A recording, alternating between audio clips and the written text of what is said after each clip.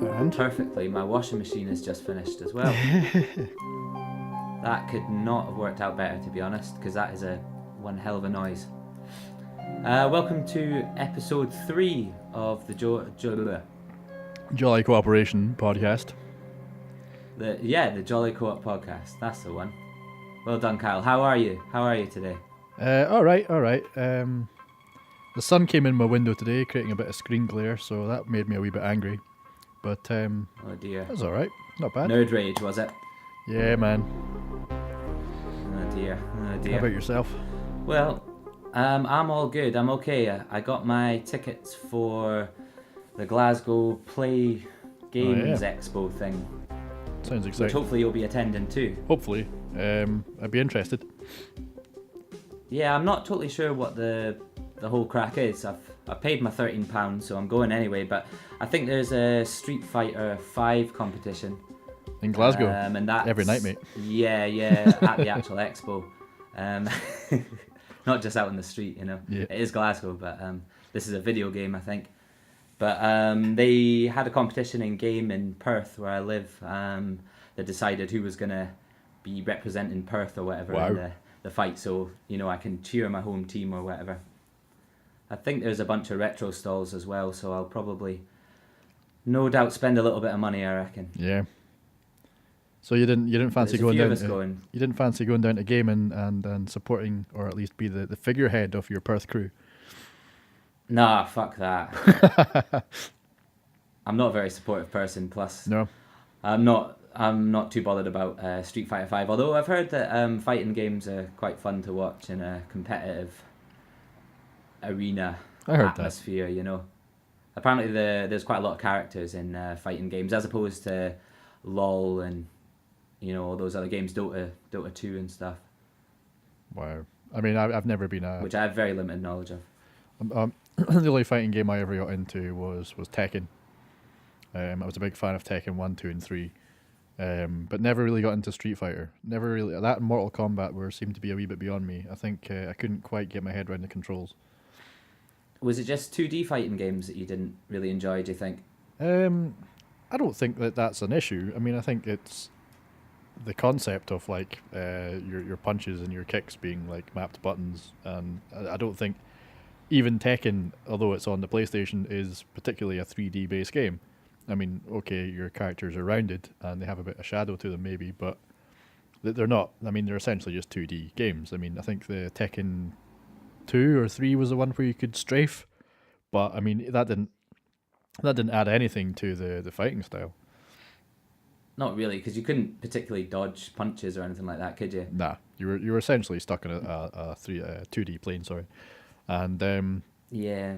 I know Tekken 4, it changed up a bit when I think you could have interactive environments, so you could actually hit the edge of an environment and like hit somebody up against a wall, for example.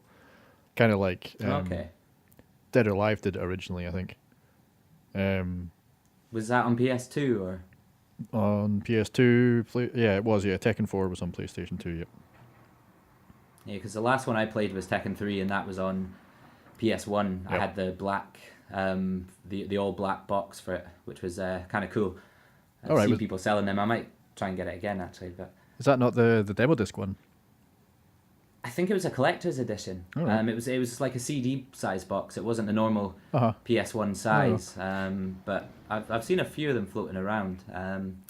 But yeah, the only fighting game I ever really played was Tekken 1, 2, and 3. Mm-hmm. I could complete all the Tekken 1 with Nina's slap. I think I got a special character or something for doing that. Right. But I played a lot of Mortal Kombat Trilogy on the PS1. Okay. That was one of the few games that my friend had, and that too came in a CD-sized case, which was kind of strange, but I really enjoyed that game. I could do some of the fatalities and babalities and all that sort of stuff before Mortal Kombat, the new one where you just paid for them, or however that works. All right. Okay. I've not actually played that one, but I've heard there's a lot of kind of microtransaction style finishing moves in it, rather than actually learning the button combos like you used to have to. Yeah. Is it Warner Brothers that published that one? Yes, it was. Oh wow. And I think you mentioned last week how they've stopped supporting it on PC. Yeah, until they said that they're going to be bringing out the DLC So that's priority instead of fixing the game. That's what I heard anyway. Yeah, that's kind of shitty. Warner Brothers not doing too great for themselves at the moment. I don't think. Not on PC anyway. Nah, get them on console. I remember Tekken 3 coming out for the PlayStation. I mean, I was one of the day one buyers for Tekken 3. I think I've still have the price ticket on it at about 45 quid. I don't know where I got for £45 for back in those days, but I probably, Woolies maybe. yeah, I'm selling my body.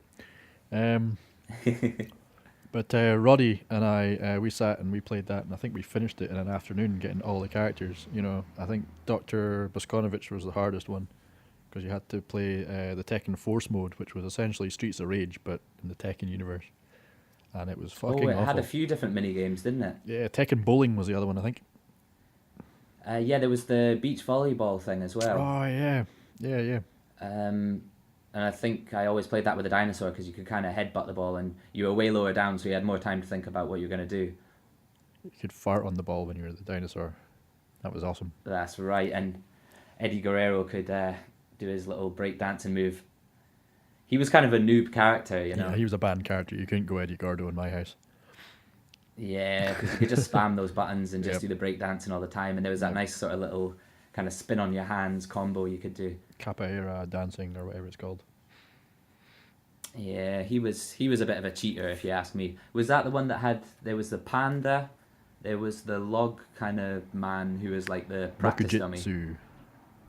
Yeah, and there was Mokujin, that Yoshimitsu. was it. Yeah, Mokujin, and then, yeah, sorry. Yoshimitsu, he's a stable character. He was in it from the beginning. Yeah, he wasn't a secret. I'm just listing characters now that I can remember the names of.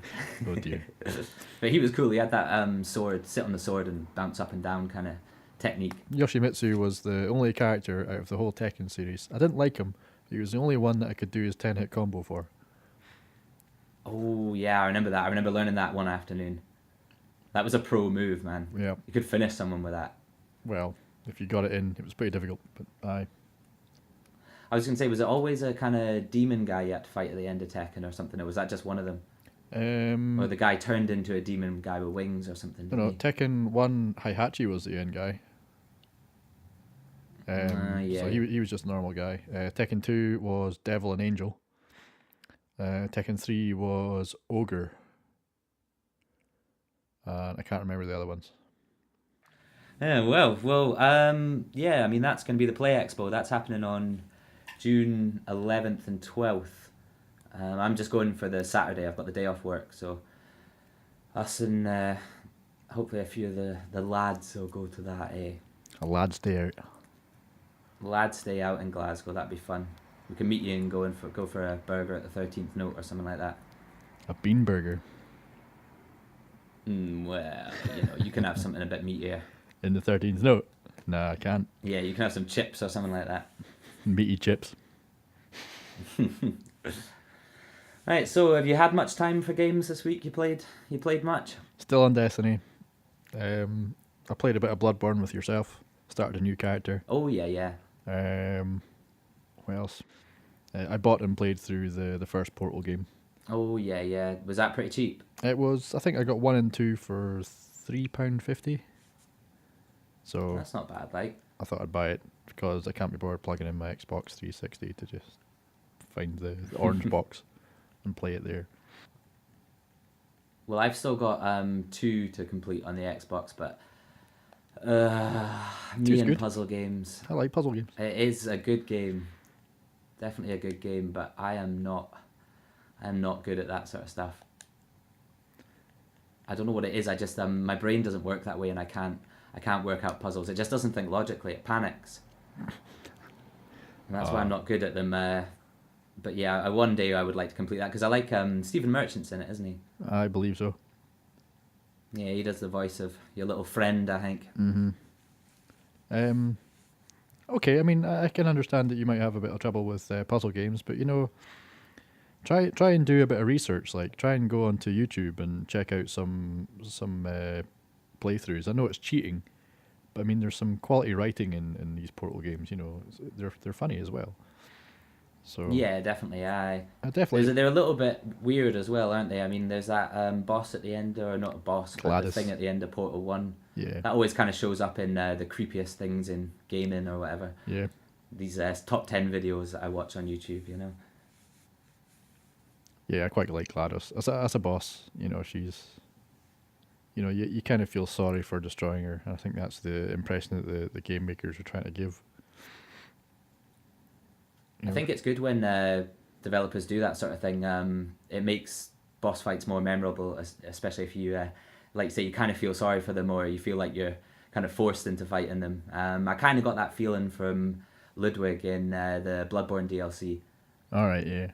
I felt kind of sorry for him, and then there's that cutscene and halfway through that, it was really well done. It just made me feel bad for him. So I think the fight was a little bit more memorable because of that. Mm-hmm. I think there's a few bosses like that in games, especially nowadays, where they try and tug on your heartstrings a little bit more. You've just recently done the DLC again, haven't you, Sam? Is that fresh in your mind?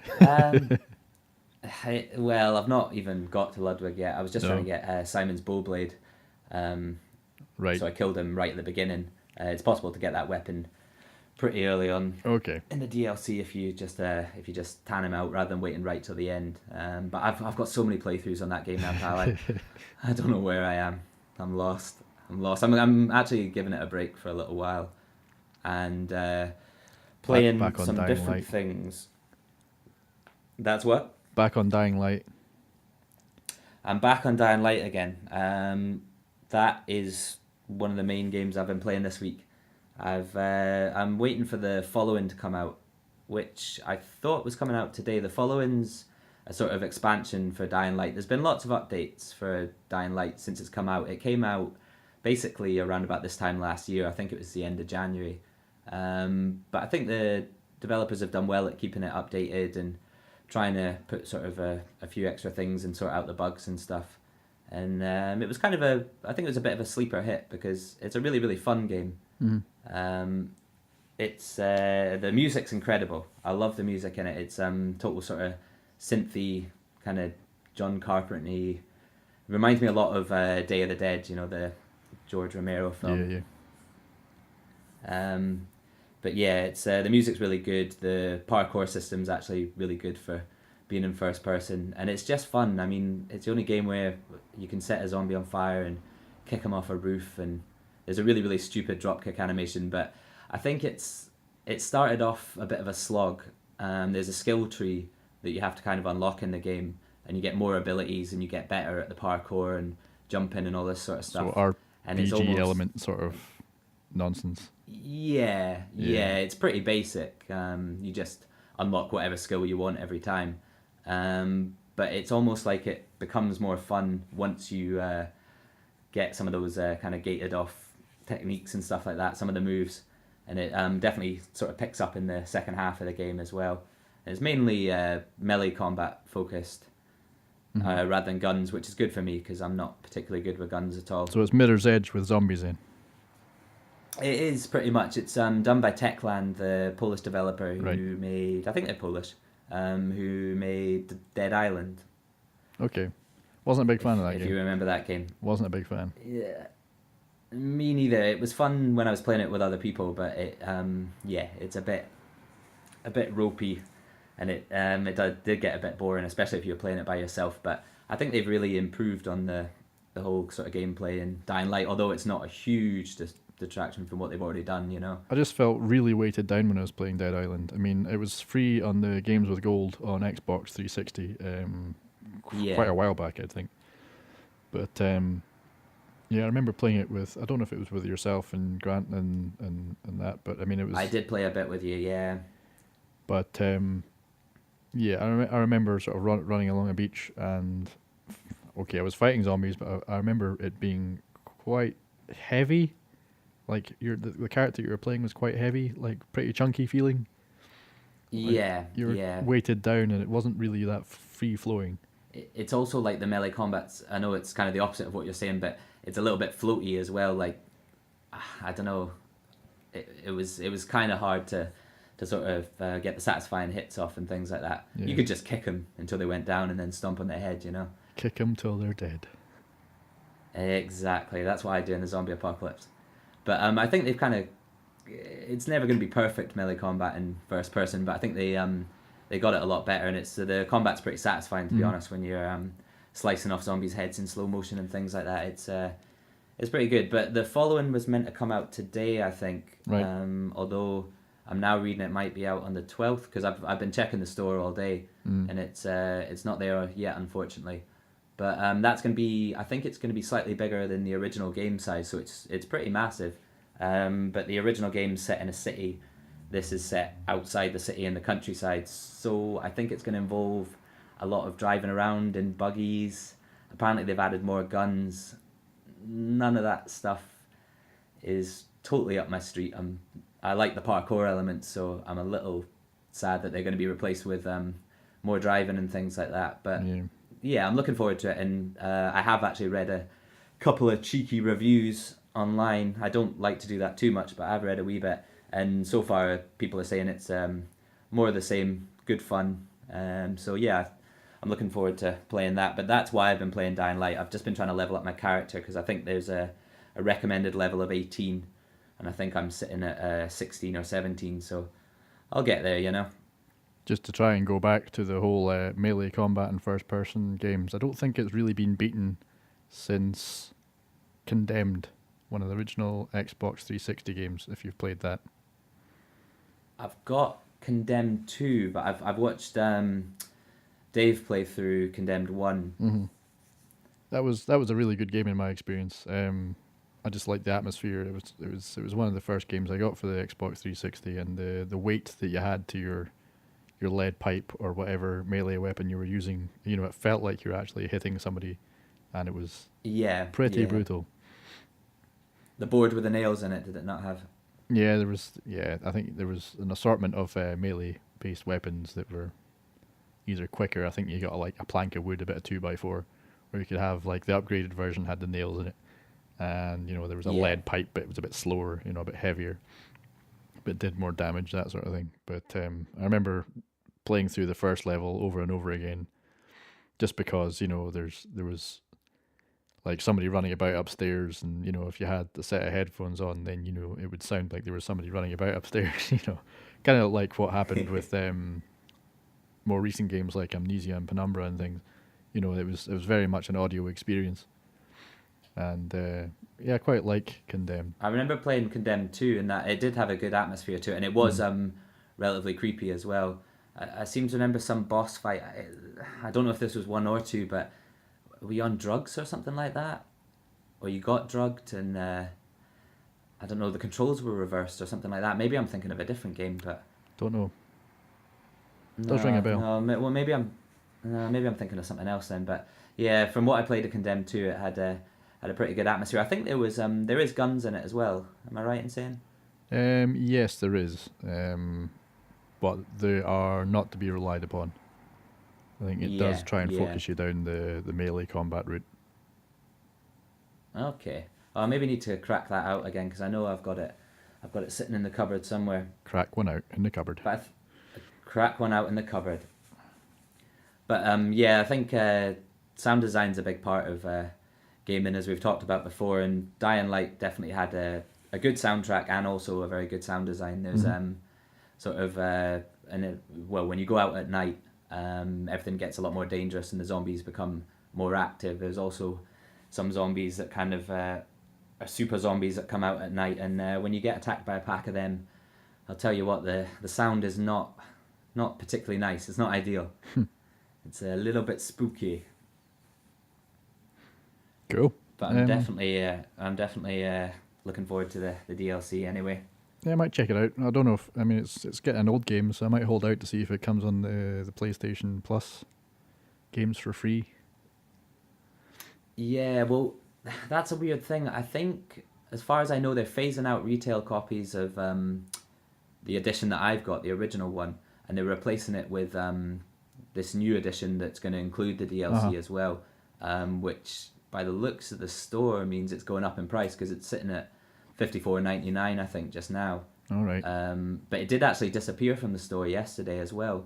So it's a little bit funky. I don't quite understand what's going on, but you could probably pick up I've seen copies going for £10 or so. So Yeah. I'd definitely recommend picking it up, especially if you can get the DLC as well. Then we can tan through it together. Jolly co-op. Could be fun. Exactly. We've got to reinforce the name of the podcast. But no, I definitely recommend picking it up if you can get it at a decent price. Sweet. Wicked. I've also been trying to give my handheld some love this week. I bet you I've been have. playing my Nintendo DS. As well as, or And my Game Boy Advance as well. right. Did you own a DS, or you've got a 3DS, haven't you? You've got access to a 3DS. No, my girlfriend's got a 3DS, and sometimes I play it. To play the important games like Bravely Default or one of the Zelda games came out. I think it was Link Between Worlds. Oh yeah. I've never played a 3DS. I'll be honest. All right, okay. Do you play it with the 3D on, or do you just play it in 2D? I can't see 3D, so I've turned it off. Oh, of course, yeah. Sorry, I keep bringing that up all the time. I'm a right bastard. No. I'm not making fun of your disability, I promise. It's all right. Mock the afflicted, it's fine. A 3DS is backwards compatible? Yes, you You can. can play DS games. Yeah. You can. I mean, Nintendo are pretty good for that. I mean, most of their big consoles, like the Wii U at the moment, it can play Wii games, and the Wii can play GameCube games. Like the 3DS can play DS games, and the DS could play Game Boy Advance games. So they're quite good with their backwards That is compatibility. good. Yeah, I think it's a good idea as well, because it almost like eases in people that are buying a new one. They're not like, oh, I can only buy this console and have one game. They've still got access to their older library. Or I think that can only really work out. If you're a cheapskate like you or I, you might wait a generation before you get your next Nintendo console, because you know that the next one's going to be backwards compatible. Well, if it's got a disc drive, this is the NX. The isn't NX, it? yeah. I mean, there was apparently rumors that they'd released they'd put in for a, what do you call it? Patent. A patent or something? Yep. Yeah, patent. They'd put in for one of those, and it apparently didn't have an optical disc drive, but that was just rumors. And I don't think people reacted very well to it, so I'm not sure if that's something they'll go for. But Okay. Nintendo seems to live in some bubble where they don't particularly listen to everything that people say. So we're not quite sure what that'll come out as, but I'd imagine there'd be an announcement for the NX soonish. Yeah, I'm really interested. I mean, from what I've heard, they are boasting 4K gaming over cloud. So Okay. that'll be obviously the first console to include 4K gaming. But I mean, from what I understand, if you link your NX up to the internet, it uses cloud processing. So the game is not necessarily processed on your unit, but processed somewhere else and streamed to your living room. So Is that a little bit like what Xbox are doing with Crackdown 3? Pass? Don't know. I've heard something about sort of cloud streaming, so the whole world in, I think it's Crackdown 3, is going to be sort of destructible, and that's done through sort of cloud streaming, so Okay. they've got more access to more power or something. Is that similar to what the NX is doing? Yeah, it sounds like it. But I heard that the controller for your NX is essentially going to be a handheld device as well. So is that going to be the successor for the 3DS at the moment? I mean, I've also heard about that. Essentially going to be the Wii U with the controller of the Wii U being the 3DS, and you can take that with you.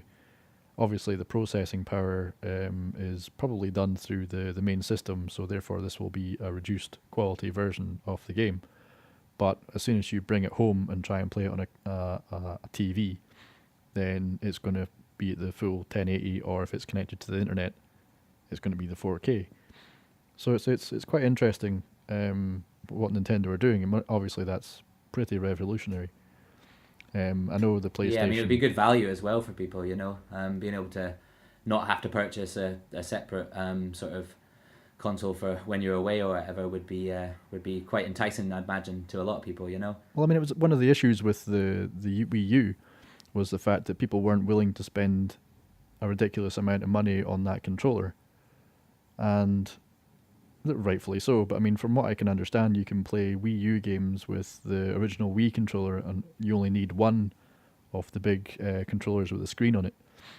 But this is Yeah, kind you of there. enticing you to sort of spend more money, obviously, and get multiple gaming units. Or like if you had one, then you could take it away and play the game on your handheld, and then when you get home, don't even communicate with anyone. You just go from bus staring at a screen to your home staring at a screen, and then you can put it on the big screen and not have to communicate with anyone. you know. Sounds fucking perfect. I love it already. So no, it's quite interesting. Yeah, I think one of the big complaints with the Wii U with the screen on the controller was that it was kind of quite poor quality. I've never played one, I to be don't know if honest, I'd but agree. I mean, from what I've seen no. of it, it's like, I mean, I've watched Fiona play Wind Waker, or what else was it? Yoshi's Woolly Yarn, or Epic Yarn, or whatever it's called. Oh yeah. And it was a pretty good substitute for the monitor that I've got. I mean, I've got a pretty small Okay, monitor. I fair don't have a enough. TV or anything, but the controller was more than adequate. Oh, okay, fair dues, fair dues. Like I say, I've never actually played one, so I can't speak from experience. But Mhm. it's a console that I plan to pick up maybe in a few years when it's a lot cheaper. But it's definitely going to be interesting seeing what Nintendo do next, because they need to pull it out of the bag on this one. Really, they I don't know, they need to do something special, and they are. I think if they release soon, it's going to be dangerous because they're what are we 2 years into the Three. new generation? This is Three year. years, This is year yeah, three. yeah. So it's a dangerous time to release a new console. They might end up doing what they did with the Wii U, Mhm. which was, well, I hope they won't, because it sounds like they're putting in features that the current generation of consoles don't have. So that's a smart thing, because the Wii U was underpowered, but obviously Nintendo has, well, very good first party games, but I think was also let down by the fact that there wasn't many third party games, and I think a part of that was due to it being underpowered. Right. I don't know. I mean, from what I can understand, well, EA were famously not interested in developing for the Wii U, but I think there was no incentive for these third-party developers to make for the Wii U because they would have to do something snazzy with the controller. Also, I Yeah, heard it that's wasn't true. particularly easy to code for it. But I mean, Nintendo And made I the guess it's a smaller market as well. Nintendo made the mistake thinking that they could have a console which would solely base its money structure around first party. So they thought that Mario was big enough that would sell consoles, and to some degree, I mean they're not doing badly these days because of the library of games that they've got through first party, like Super Smash Brothers, and I think they've got about two or three Mario games, and the promise of a new Zelda coming out this year. So that is selling consoles, and I was about to say earlier that you might want to pick up a Wii U sooner than a couple of years' time, Sam, because these are going to be collector's pieces because nobody's buying them. It'll be one of these. That is true. It'll be one of like the Sega Dreamcast. You can pick one of those up for about 60 quid these days. It is going to be, a sought after item for collectors, I'd imagine. Yeah, no, that is true. I mean, it's not like the Wii where you can pick one up for 10 quid now, Yep. like literally. I mean, it was one of the best They're selling they're consoles of the they're last 10 a generation. penny. Yep.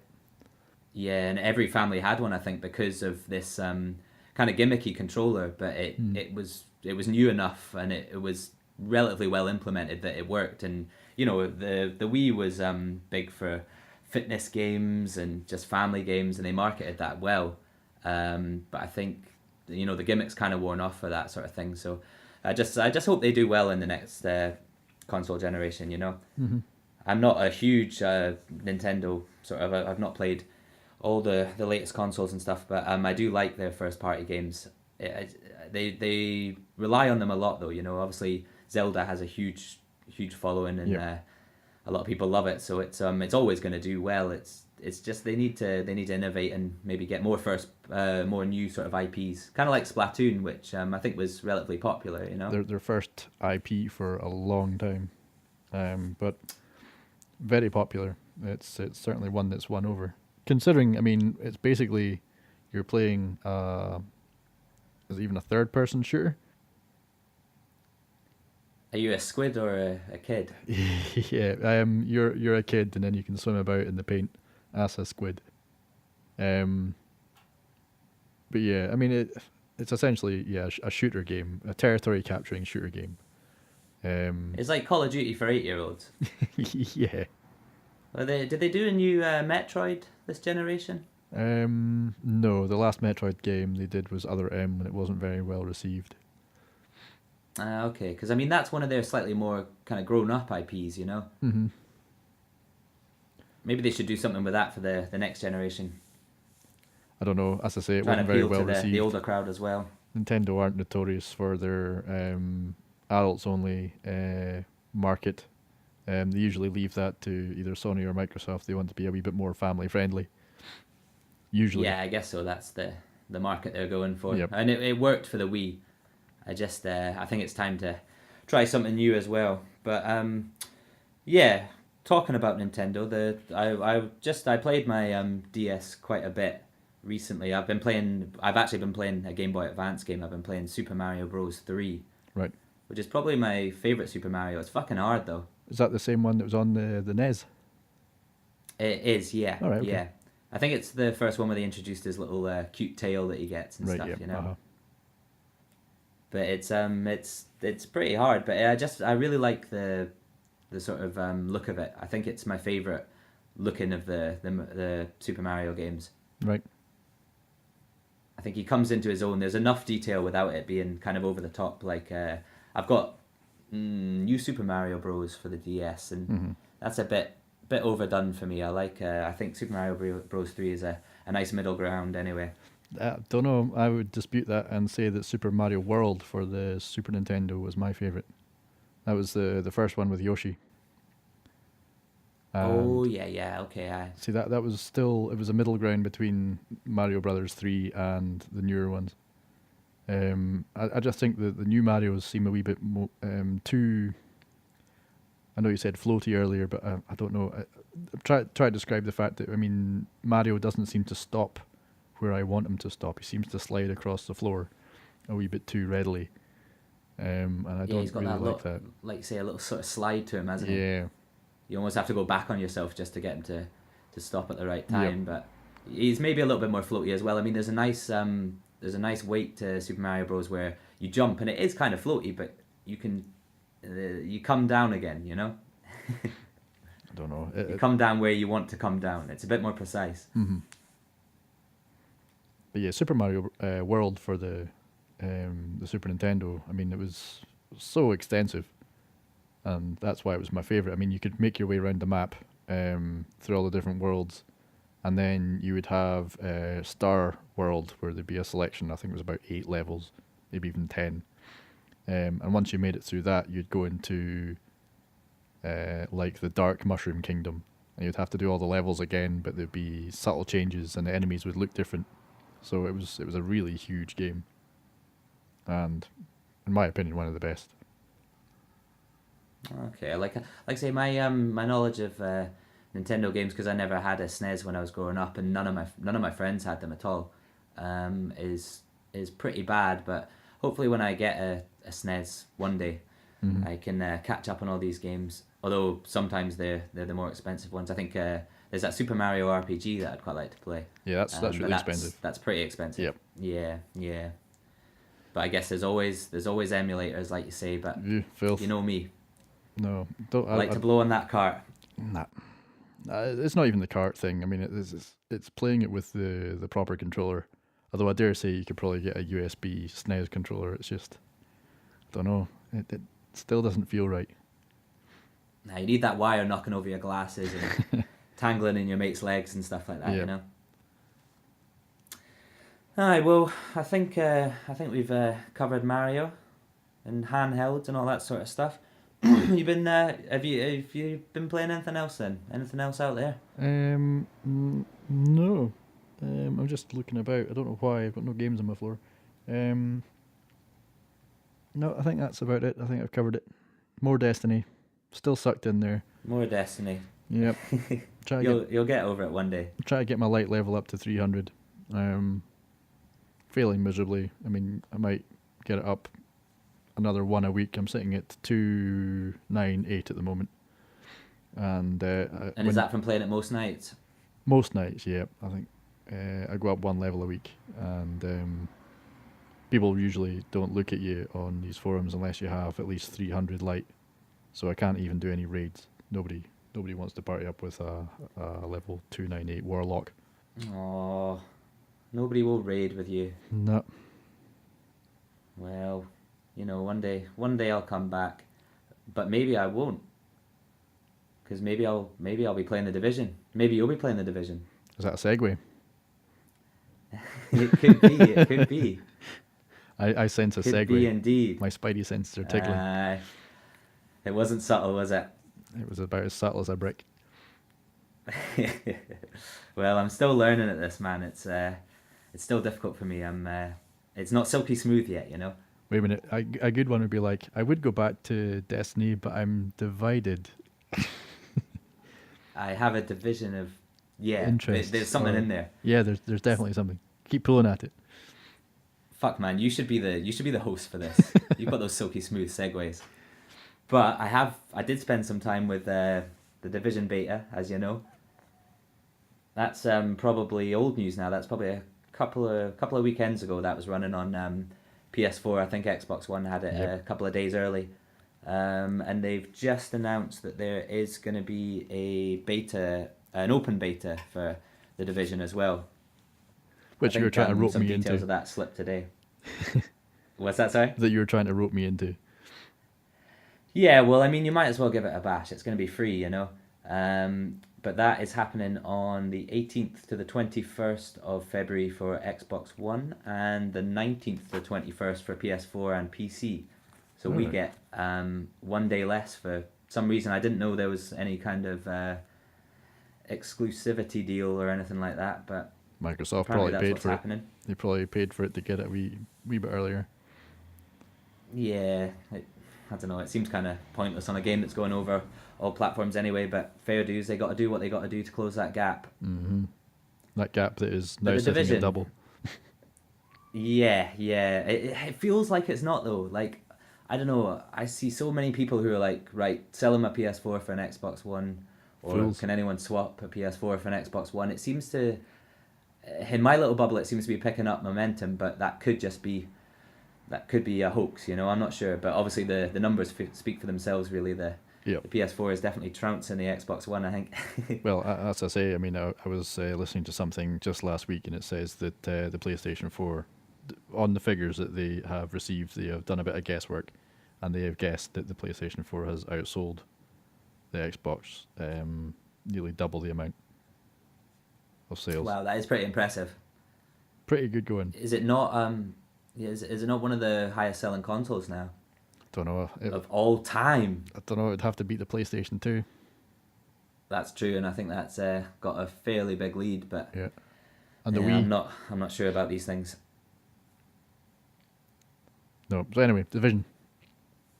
The Division, yes, the Division. I really enjoyed it. I had a good time with it. The beta was relatively small. There wasn't a huge amount to do there. I think there was only one story mission, which was kind of strange.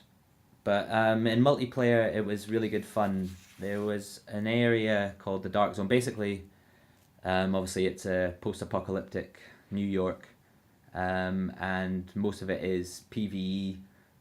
You can sort of join squads and things like that and run around with your mates shooting baddies. But the Dark Zone is where it seemed to be all kicking off.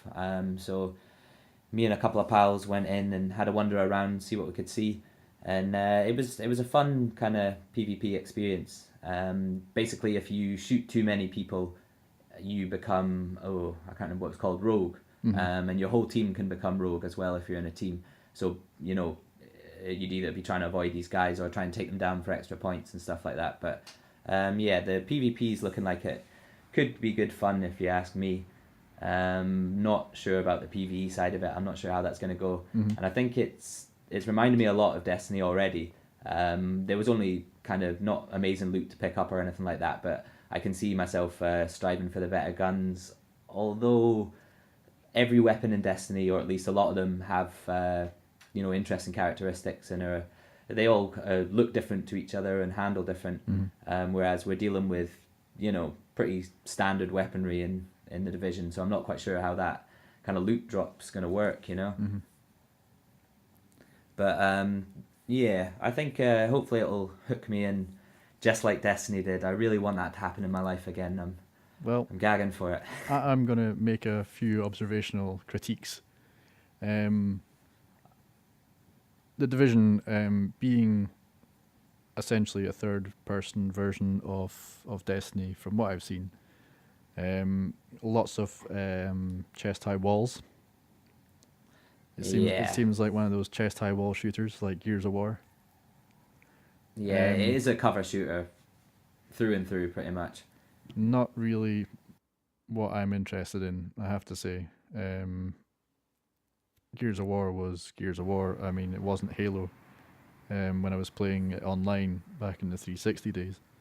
I just don't like it's a lot slower combat. I mean, you have to force yourself to go out of cover or you camp to get anything done.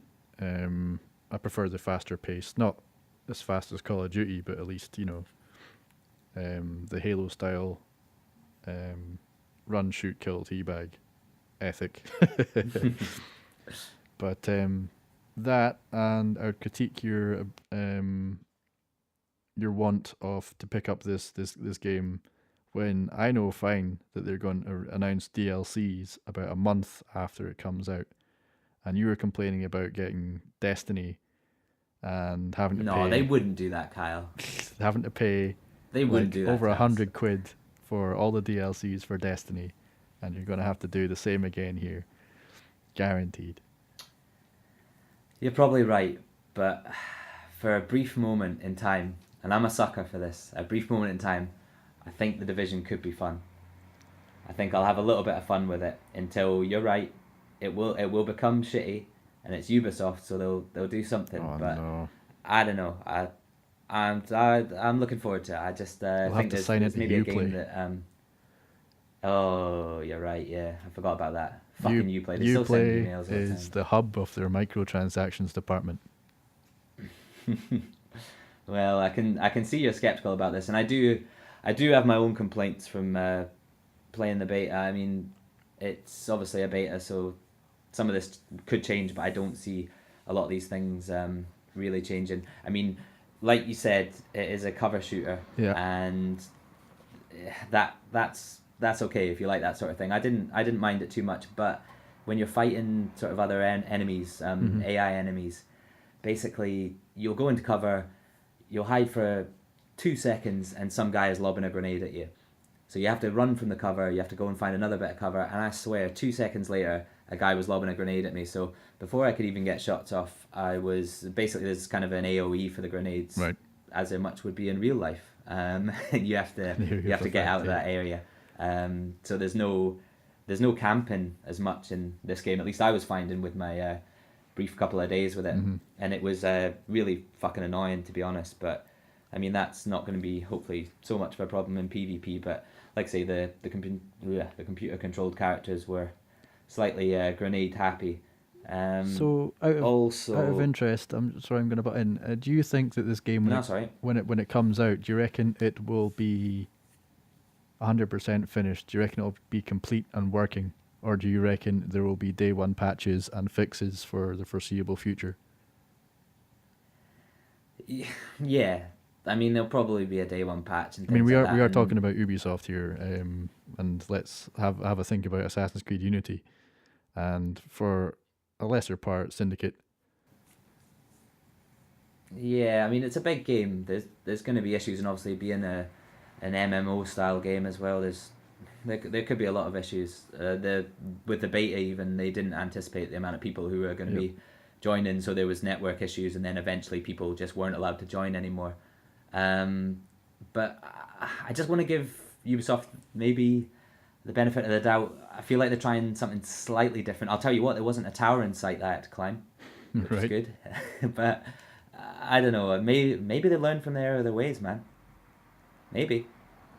I'm trying to Okay. be optimistic. I'm trying to be I know I'm realistic. talking bullshit. Yeah, I know.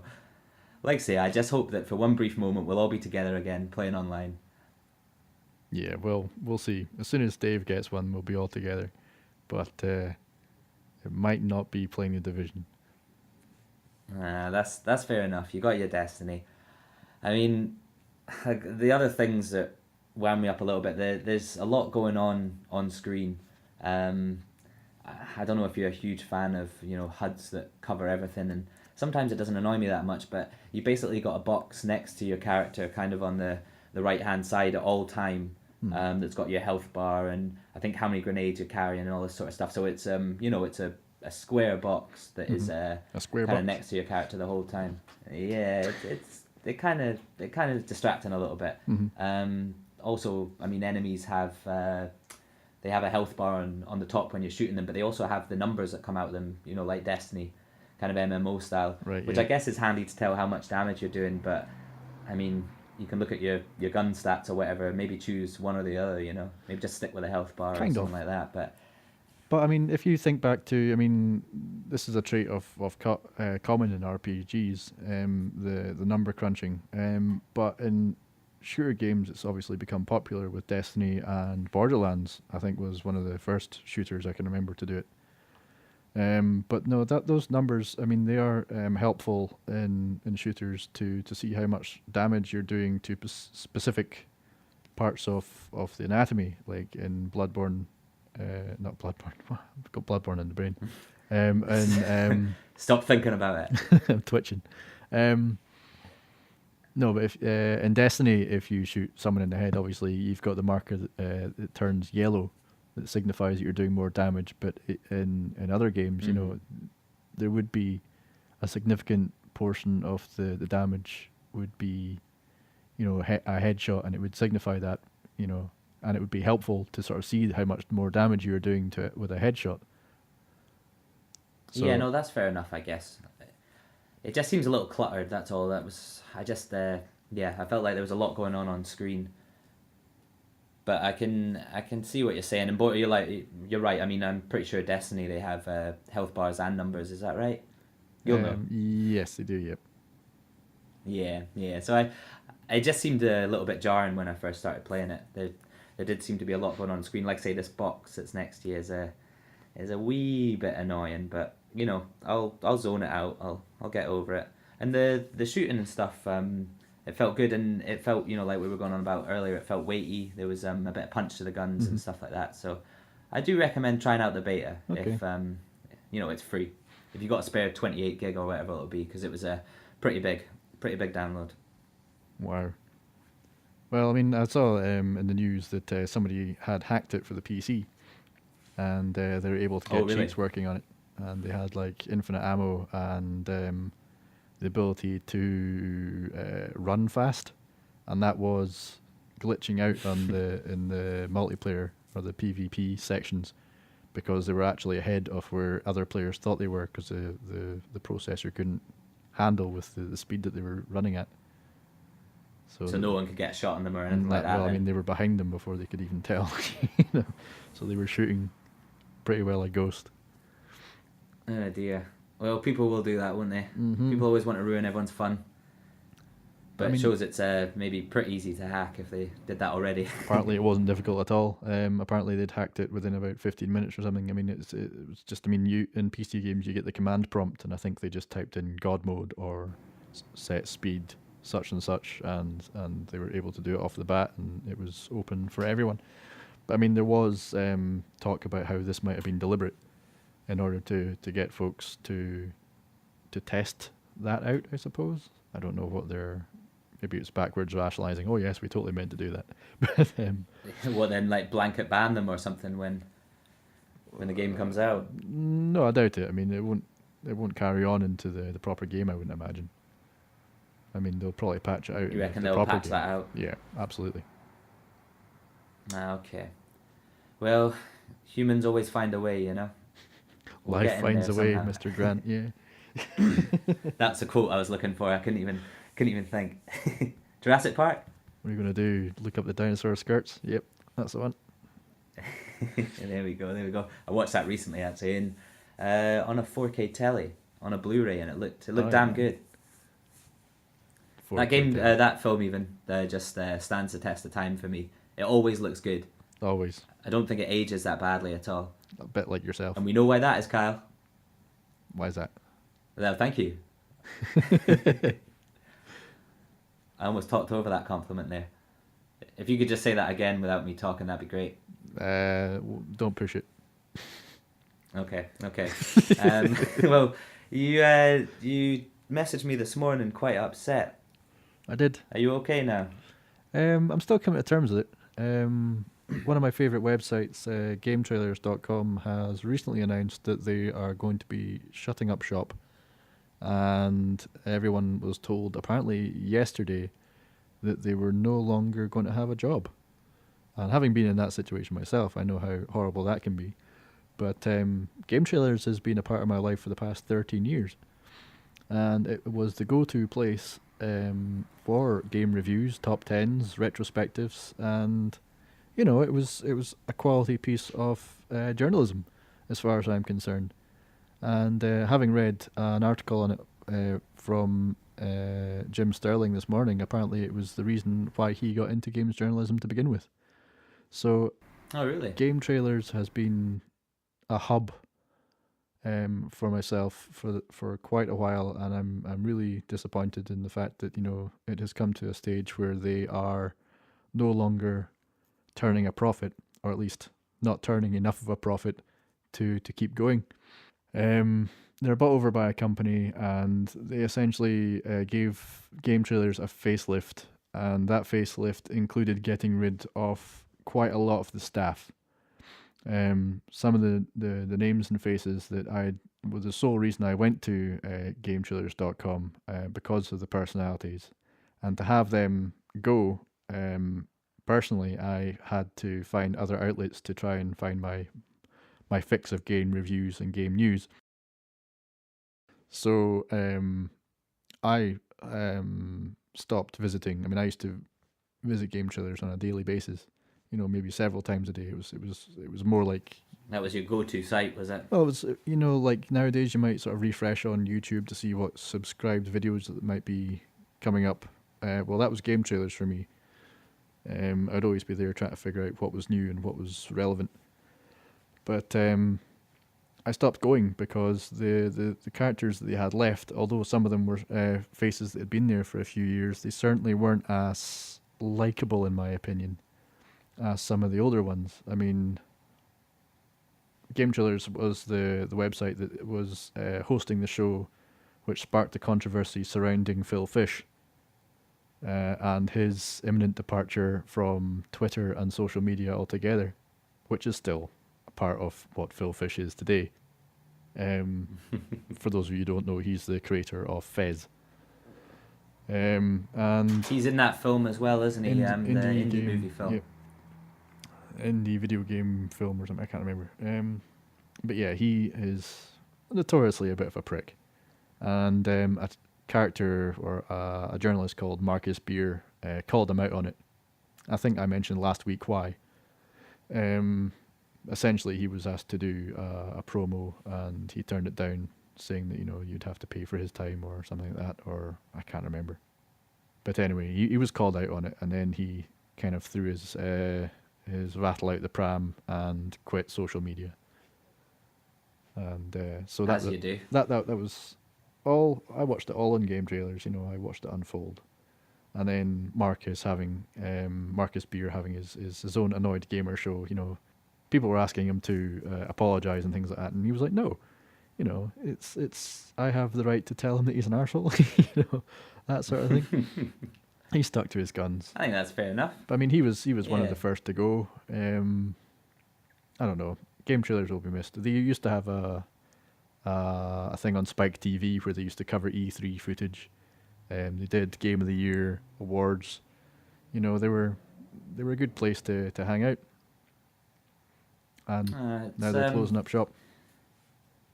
Yeah, it's a shame. Like you say, it's always a shame when anyone's told that they're gonna Hmm. lose their job at that short notice. But it, again, it's not a website that I visited particularly frequently. I think it started up when I kind of had fallen out of gaming, Right. and it just never was one that I really visited either. So I can't comment too much on it. But yeah, it definitely sounds like a lot of people will really miss it. And I've read a few articles today that have sort of commented on the rise of YouTube and later on Twitch being a big reason for this because obviously it was video based largely, wasn't it? It was. But most websites now, I think YouTube is such a hub for all this kind of stuff because if you have a video trailer or any video on your website linked in or embedded, it's usually just linking back to YouTube again. So I think websites more and more are struggling now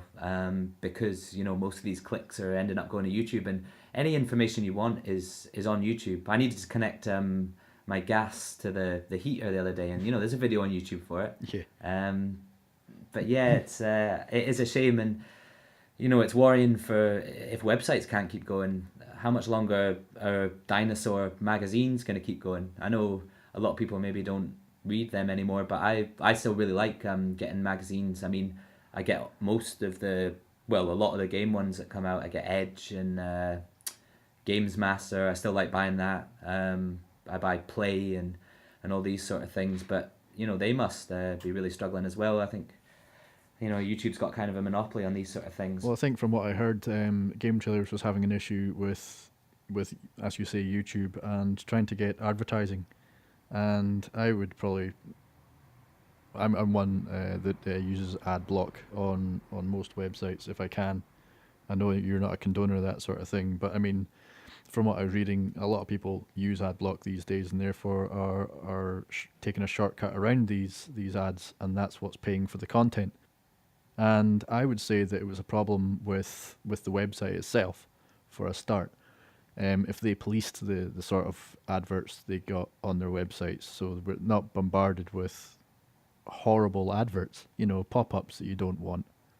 Was there a lot of junk on there, was there? From what I heard, I mean, they were forcing adverts on us back in about 2 years ago when I was on Game Trailers. And you couldn't watch any of the videos on the site without disabling ad block first. And they were obnoxious adverts that had nothing to do with anything. Click on the pop-up mobile phone and stuff. It was horrible, man. So I can understand. I mean, that's why I turned around and went, you know what? I'm not going to go to Game Trailers. I'll watch the videos a week later on YouTube. And I can understand why a lot of folks might have done that.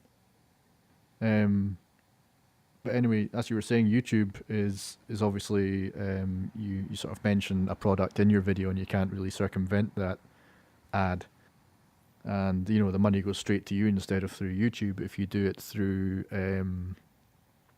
putting adverts on your videos through YouTube by clicking a box, and you'll get your ad revenue through that.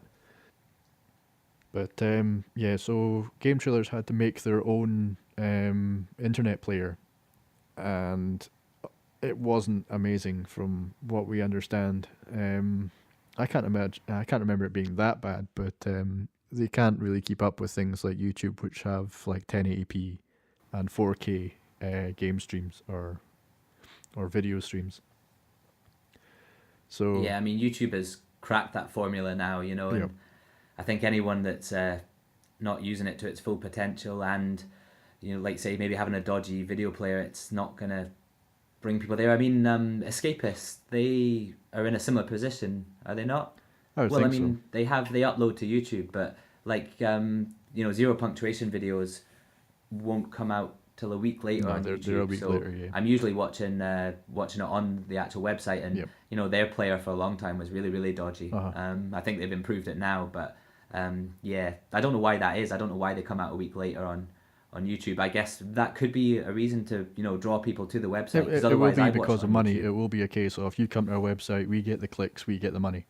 It will be click Yeah, based. yeah. If like, you know, clickbait, essentially, you know, you click on this advert on Facebook and somebody somewhere gets a bit of money, and it will be, you Yeah, know, yeah. traffic to the website. Therefore, they can prove that they're making money instead of trying to share it with YouTube. So they entice Mm. you to their website so they can get their ad revenue, so they can get money first, and then a week later they can try and pick off whoever missed it and get some money that way at a reduced rate, I'd imagine. Yeah, yeah. It's interesting, and it, it works for me because I don't want to wait. I'll go and watch it Yep. on their player. Um, So the system is working. the counterpoint to that is that some of the members of Game Trailers have gone across to a website called Sifted, and Sifted, I think it's .net.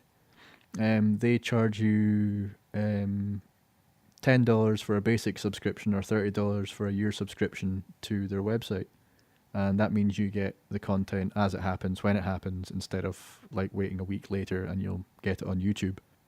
And there are some like And ad free, I assume. yeah. I don't know how they do it. Obviously, I'm not a subscriber. Now that Game Trailers is gone, I'm kind of tempted. But Mm. at least you know you pay your I think it's $10 for a year, but you don't get to comment on the forums or something. But I mean, if you just want games news, games videos like myself, then you know that's perfectly fine. But Well, it might be worth looking into that then, because yeah, another revenue for news is always good, and then like yep. it's not a huge amount. Yeah, exactly. And as I say, some of these are the guys that are on Sifted are the folks from Game Trailers who were shown the door about 2 years ago, and they've set up this thing by themselves. And you know, these are personalities that I'm invested in, so you know, I hope they do well. So we might see you over at Sifted then. Not that I'm getting any commission for this or anything, but Sifted.net. We established the other week. I don't think anyone's gonna sponsor us, but I don't think we've got enough viewers. you can still dream. Yep. That's it. We can only go up because we didn't do as poorly as we talked about last week. No. We did okay. We But like triple what we expected. wow, 3 people. That's right. No, that's what we expected. We got triple that, man. All right, wow. That's right. Hitting the big time. I mean, this kind of links in with the whole YouTube thing, but there was all the shenanigans with the React videos and Fine Brothers. Oh yes. That was a week ago, I think now, but I think that was one of the biggest backlashes people had ever seen on YouTube. Basically, if you haven't heard, which you probably have, they tried to kind of, was it trademark or? Yeah, they kinda wanted to tryna- stop people well- using the term React, or as it turned out, it was they were wanting to stop people using their format to create videos that looked like theirs, essentially, I think.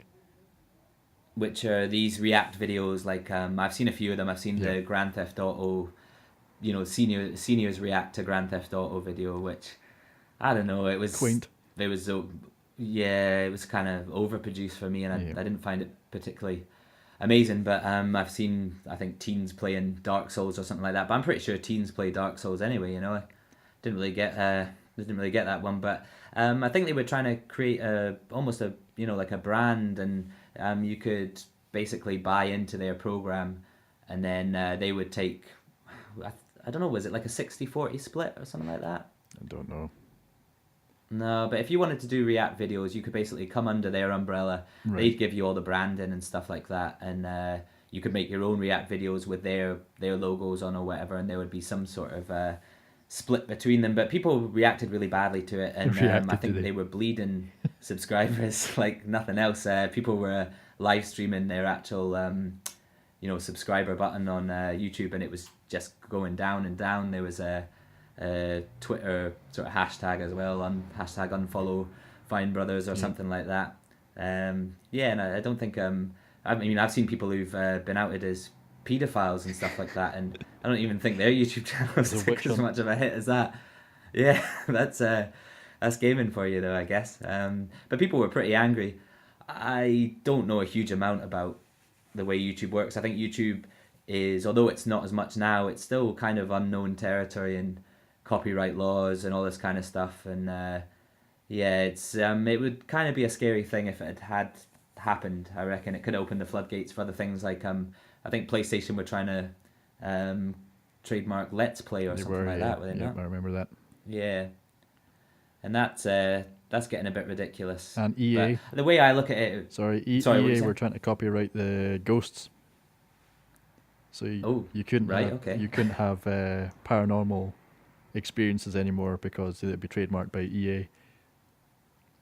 Wow, that sucks because EA have never done anything spooky. What about Patrick Swayze, man? He came there first.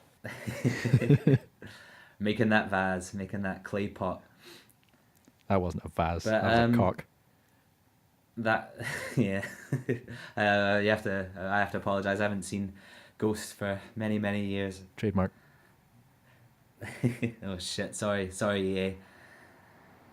But I mean, the way I look at the Fine Bros thing is, it's almost like, you know, if you were trying to open a sandwich shop, and you know, maybe it'd be more profitable to just get a franchise and open a Subway.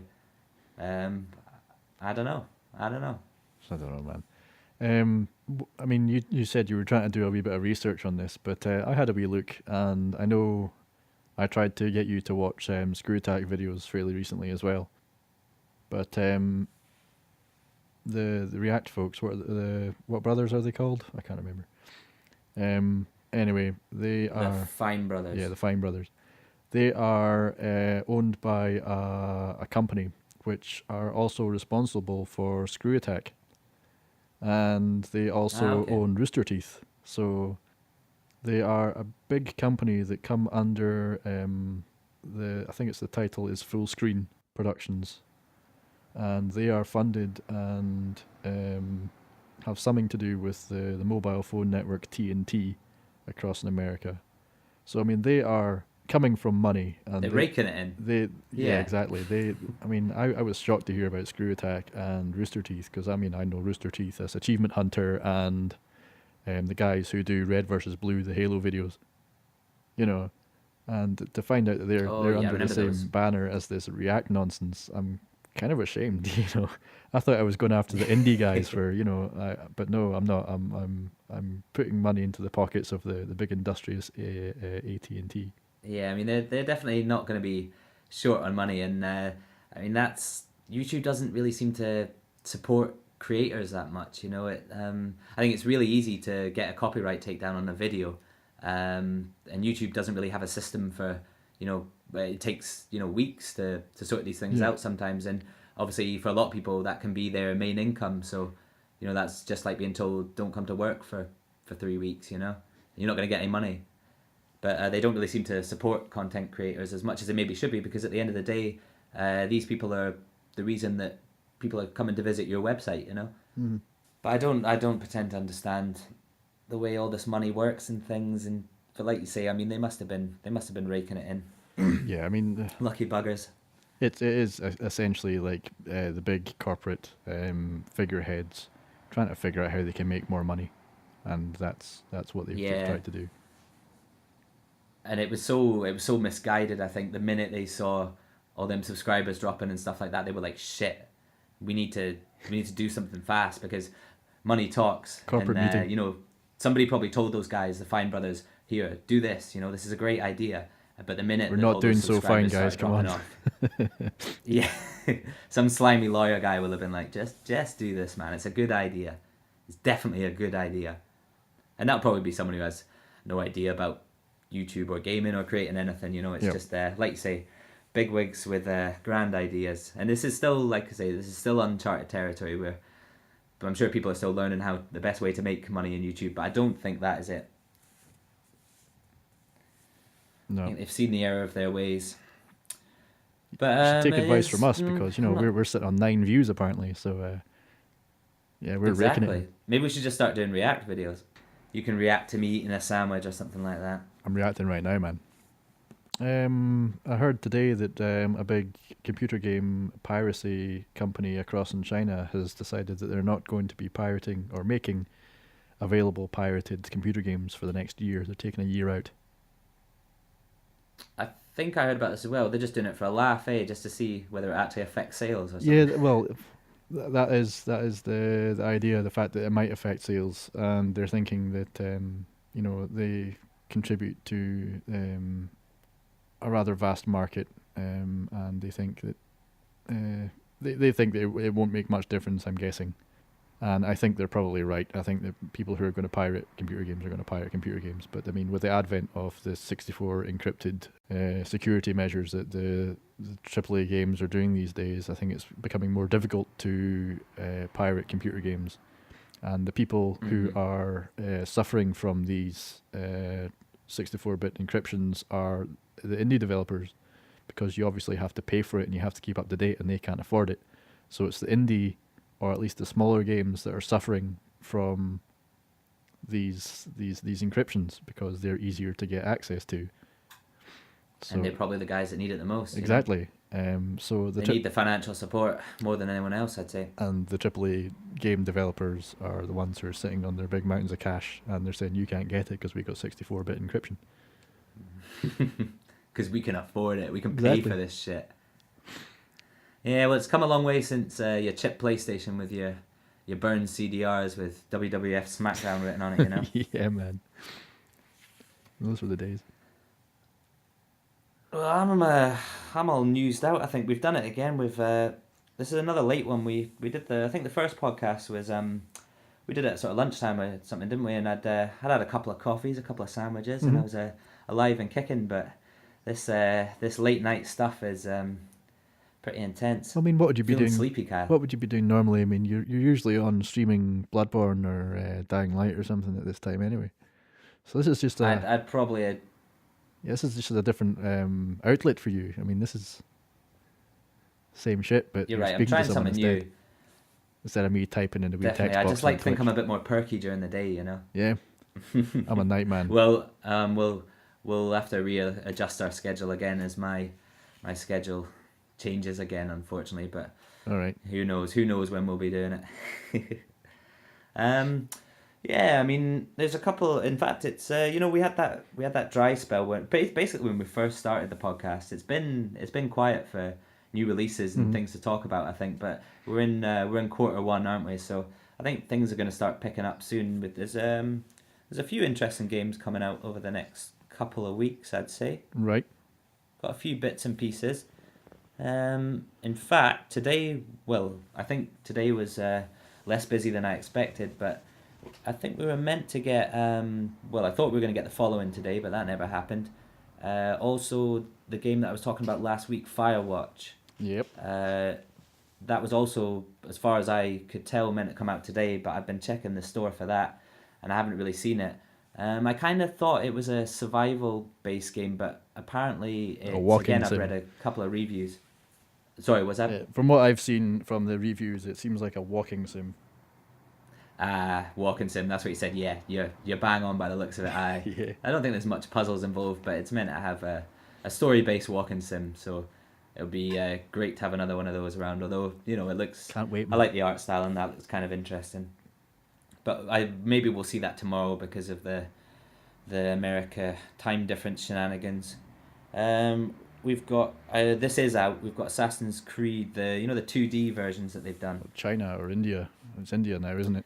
Yeah, well, there's 3 now. Russia comes out today, Right. but they've also released it in a kind of triple pack thing, so you can get all of them for a very good price. If you sign up for Uplay. Yeah, you'll have to log into your Uplay account, but I don't know. They seem to get okay write-ups. I mean, Ubisoft said they weren't going to do an Assassin's Creed game this year, but they're still pumping it out subtly. There's not a huge amount of marketing for these games, but they're still pumping them out. Couldn't get through a whole year without something Assassin's Creed. It's those games are developed by Climax Studios, who did Shattered Memories, Silent Hill Shattered Memories. Didn't play that one. I think I gave it a miss after No, Resident Evil 4. Oh yeah. Well, that was a Wii and PS2 game. I think the PS2 game goes for a fair whack of money now, by the way. So if you see it when you're out and about, pick it up, because they're pretty rare, I think. But that's a remake of Silent Hill 1, is that right? I don't know. I kind of want to talk about Del Toro and Kojima getting back together outside the banner of Konami. They got together for a chat or They something, did, did they, they the other did. day? So what's this going to bring? Is it going to bring Silent Hill, but not Silent Hill? I mean, that'd be interesting because the trailer that came out for Silent Hill, obviously you had PT, but there was a trailer as well, and that was some fucked up shit, man. That was some weird stuff. Or It looked interesting. I mean, there was a game. Was it some Drive or something? I can't remember, but it was supposed to be on the same engine, or at least like a homage to PT. But they were trying to get it kickstarted. What happened to that? Do you remember? Not Allison Road. That was the one. Yeah, I haven't followed the Kickstarter. I know that I think it met its target or Yep. whatever, but I've not heard it. You're right. I've not heard anything else about that, and that was a big deal for a month or so. There was a gameplay trailer released that looked kind of freaky. It looked pretty good. I would have given it a bash. So I mean, do you reckon? Well, it's probably a wee bit too late now, but I mean, do you reckon that they could probably cash in on this PT thing? Obviously, seeing the demand that's out there for a decent Silent Hill game, and maybe even license the title from Konami. I think they'd be silly not to try. You know. Either that, or I mean, if they came out with their own IP, then I dare say people would follow it anyway because they're two huge big names that would, you know. Yeah, yeah. I think it could be really interesting what they could do together, and I'd be excited to see. I mean, even Norman Reedus, who is in The Walking Dead, he was saying that he was really upset that the project ended. So, you know, maybe the three of them could get together again. Not that Norman Reedus is a particularly big draw for me, but Daryl, you're not a big fan, no? But Daryl, he's so big, quiet stinky, and mysterious. sweaty Daryl. No? Oh, well. He's just so greasy looking, man. He's always looked so greasy.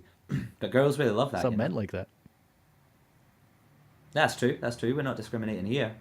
Crack on. Crack into Daryl. Yeah. So no, but I'd definitely be interested to see what happens. And is this talk happened already, or is it happening soon? I don't know. I just noticed it in the headlines that they were planning on getting back together, and I'm assuming to speak business. Just having a bloody good chat. Yep. Yeah. Well, we'll wait with bated breath for that, but it's a license to print money, I reckon. So I don't see why they wouldn't. Absolutely. And I imagine you're pretty much spot on. I reckon I'd say they're probably going to announce something different from Silent Hill, but in the same vein. Should be But good. yeah, I mean, anything else on Silent Hill you want to chat about? No, not particularly. I know you like them. Yep. And that'll do you, will it? Yeah. Just for now. Excellent. Well, I mean, there's Oddworld, new and tasty. Did you ever play that? No. I played the demo, as I was discussing with you the other night. I had the demo 1 for the PlayStation. Oh, and, yeah. And Abe's Odyssey was on that. Although I mean, it was obviously there was a cap to the demo, but that was the extent of my experience with Oddworld. Except I think I had Munch's So you never Odyssey. played the full game? Not of Abe's. Munch's Odyssey, that was on the Xbox, was it? It was, yeah. I never played the. Yeah. In fact, I think I played Abe's Exodus as well because that was a sequel. Mm-hmm. But that was a long time No, ago. they're good man. games, you know. But I know that. Yeah, there'd be 97, I think. I know that they've revamped Abe's Odyssey for this new and tasty, but I've not played it. It's on my wish list, but I've never indulged. It was actually free at some point last year, which is when I picked it up. But it was one of the ones that I was going to buy anyway. But yeah, it came out for free. It was good. I mean, a lot of effort's gone into sort of revamping it all. But yeah, it was good fun. But that's coming out for the Wii U actually. They're finally going to release it for that.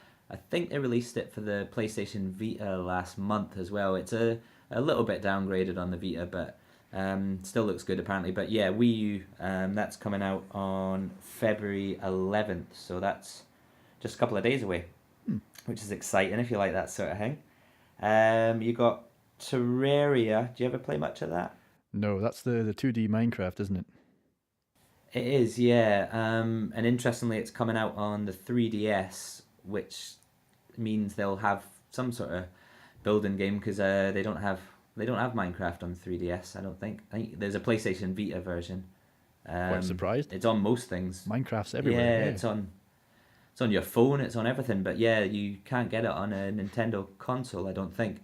So Terraria is the next best thing if you own a 3DS. But I played a little bit of the demo on the PlayStation. It was good fun.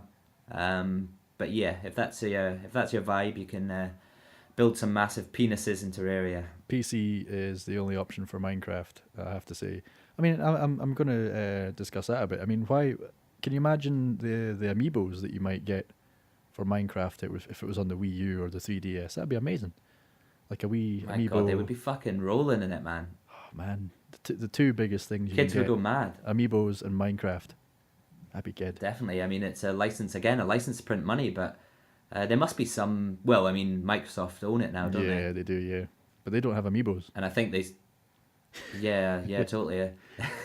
They missed a trick there, but I think PS4 got a version. So obviously they can license it out or whatever, and the Yep. PS4 version still gets updates and stuff like that. So it's not like Microsoft has a total monopoly on it.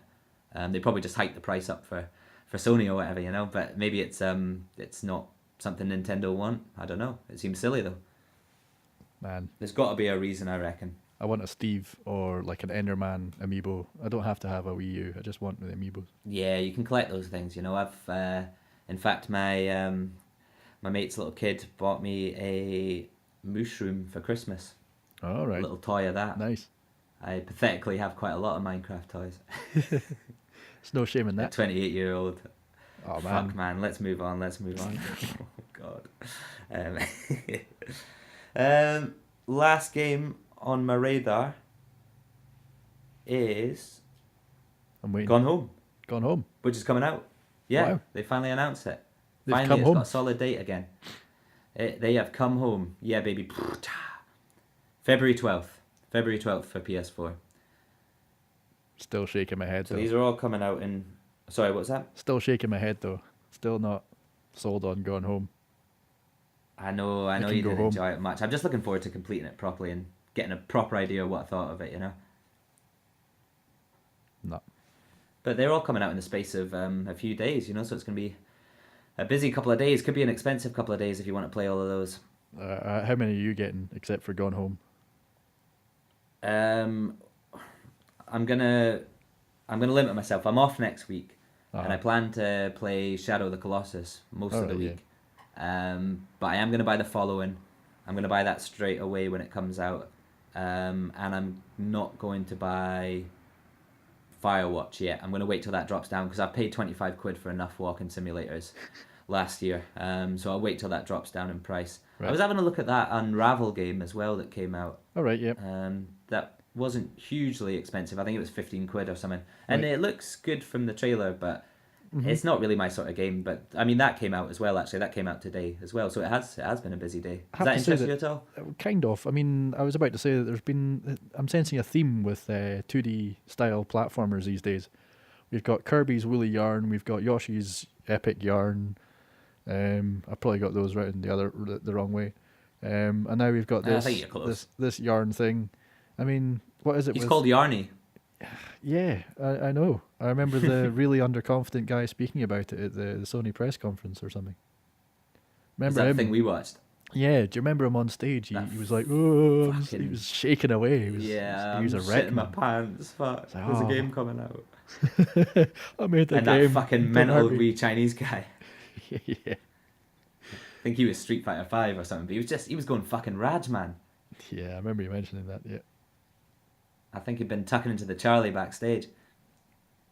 Menno. Really excited. Yeah. But I mean, that guy. But was no, a you're wreck. right. There's Yarn does look really good though. I have to say. I hear it doesn't do anything. It's not going to reinvent the wheel or anything. But I'm still interested. It looks quaint. Although Yeah. it is published by EA, I think. So if you do buy it, Oh. then you're giving money to the devil. That's true. So do you think you'll pick it up? Uh, Sell your soul? don't know. I might wait. Yeah, wait and get it when it's cheaper.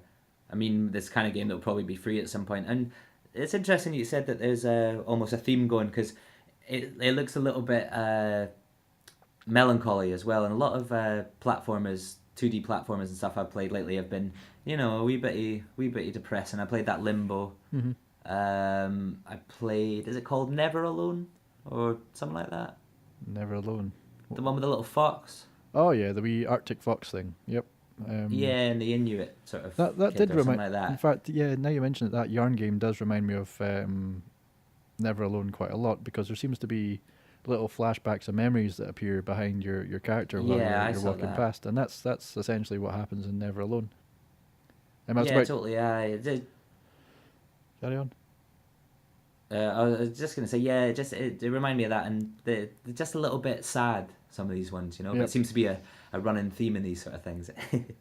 Yeah, well, I mean, the guy at E3 or the conference anyway was talking about how it's supposed to be, as you live your life, you sort of have a tangled web of yarn or whatever, and you're sort of leaving memories behind, and it's all about how we get the places that we're going in life and things like that. So there is supposed to be a message Oh behind it, God, but apparently it's not sounds very well heavy going, conveyed. man.